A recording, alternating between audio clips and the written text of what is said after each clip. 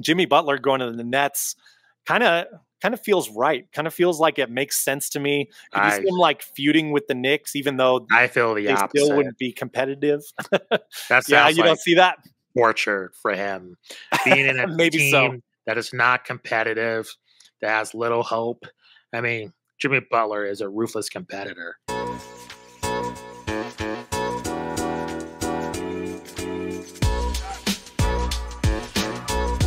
All right, Justin, next up is the Southeast Division to finish out our Eastern Conference predictions here.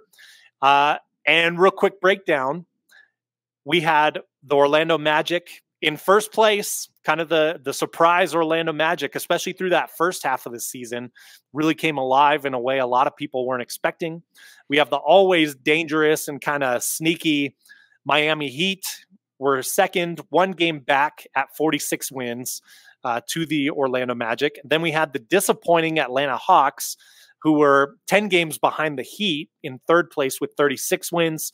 The Charlotte Hornets in fourth, 15 games behind the Hawks. So 26 games behind first place in that Southeast Division with 21 wins.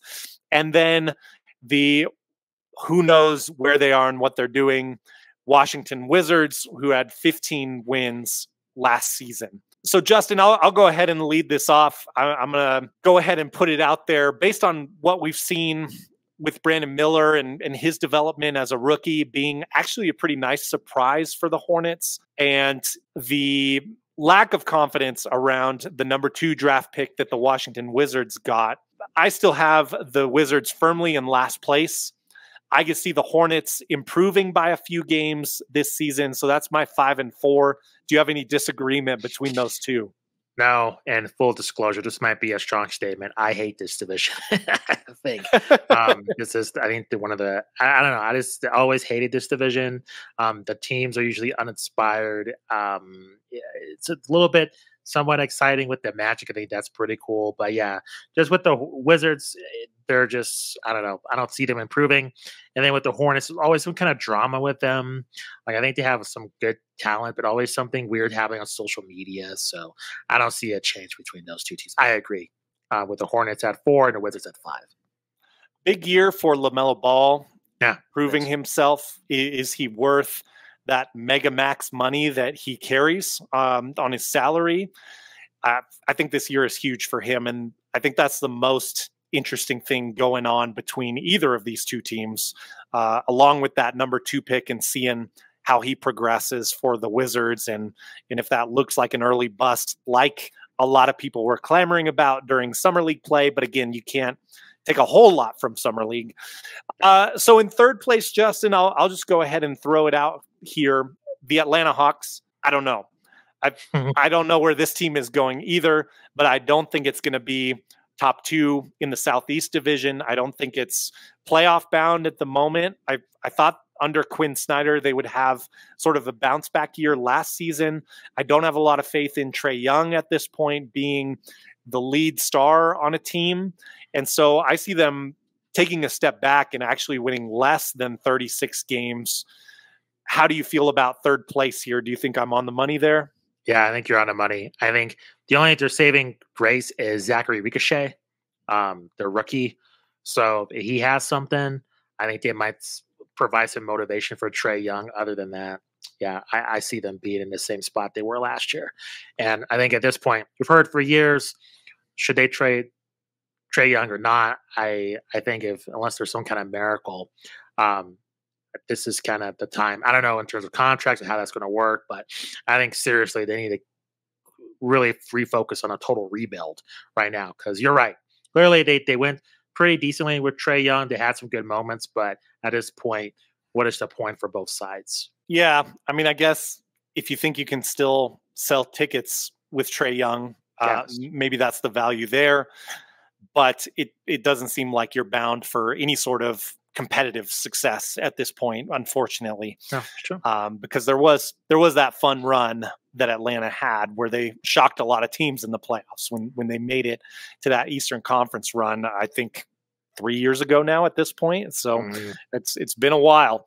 All right, Justin, let's finish out the rankings here. They were only separated by 1 game. So give me your second place versus first place for this division between the Miami Heat and Orlando Magic. It's tough. Every year my inkling is to like not disrespect the Heat, but then the regular season happens and they just lose games they shouldn't, even though they're way talented in other teams. So I just can't put them in front of the Magic at this point. So I have them second place. Now playoffs again, totally different. But in terms of regular season, they seem to be a team that sometimes coast and just, it's one of those things where they'll pay attention to big games on the calendar and then they'll get their focus when it comes to March and April. So compared to the Magic, where I see them being motivated for certain games, and they have a point to prove too. I liked how they had like a chip on their shoulder throughout the entire season last year. I think that continues this season as well. So I have the Heat at second place. Yeah, and I just feel like in general between these two rosters, which I agree, by the way, I have Orlando 1, Miami 2. But I feel like with the rosters where they are now, Orlando just has so much more bandwidth for growth and development. Like Paolo Banchero, what steps is he going to take in his game if he gets a more consistent jump shot? Look out. Like if he can be a threat to spread the floor a little bit more, even if it's just developing a nice midi, he'll shine and he'll be able to do a lot more compared to when he was kind of bogged down when the Magic were eliminated from the playoffs. They just really had no other offensive threat. Keep in mind, they added KCP to that Orlando Magic roster too. So their roster got better, whereas not much going on there with Miami. You're just kind of relying on Tyler Hero's development. Is he going to stay around with the team this season? Is Jimmy Butler going to stay around? There's been all these rumors about him being okay with going to the Nets, if that's a move that the Nets somehow are looking to make.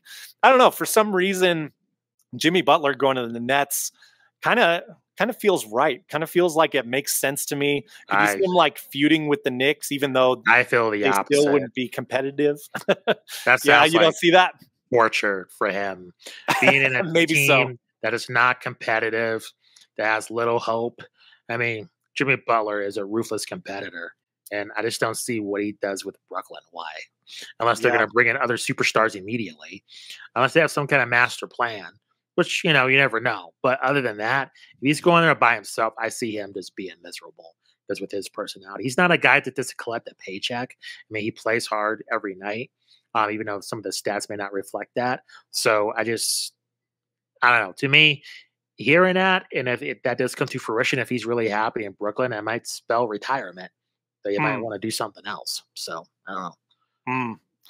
Yeah, no, you make good points there. And I mean, we saw how things went, even in a competitive Philadelphia team. He just didn't like the competitive spirit there. I mean, he felt like he was the only competitor. Yeah. And same thing happened in Minnesota.